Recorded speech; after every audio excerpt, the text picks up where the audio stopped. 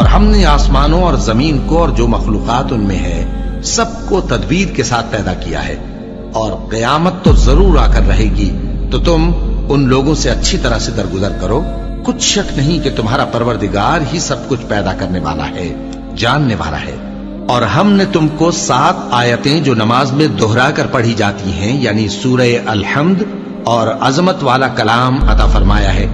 ہم نے کفار کی کئی جماعتوں کو جن کو فوائد دنیاوی سے نوازا ہے، تم ان کی طرف رغبت سے آنکھ اٹھا کر نہ دیکھنا اور نہ ان کے حال پر رنج و غم کرنا، اور مومنوں کے ساتھ تواضع سے پیش آنا، اور کہہ دو کہ میں تو علانیہ ڈر سنانے والا ہوں، اور ہم ان کفار پر اسی طرح عذاب نازل کریں گے جس طرح ان لوگوں پر نازل کیا جنہوں نے تقسیم کر دیا، یعنی قرآن کو کچھ ماننے اور کچھ نہ ماننے سے ٹکڑے ٹکڑے کر ڈالا۔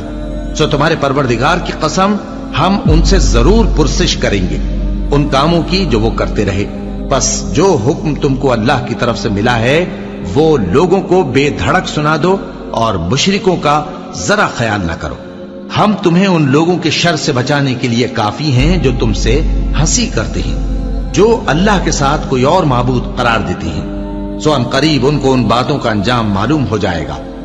اور ہم جانتے ہیں کہ ان کی باتوں سے تمہارا دل تنگ ہوتا ہے، تو تم اپنے پروردگار کی تسبیح کہتے اور اس کی خوبیاں بیان کرتے رہو، اور سجدہ کرنے والوں میں سے ہو جاؤ، اور اپنے پروردگار کی عبادت کیے جاؤ یہاں تک کہ تمہاری موت کا وقت آ جائے۔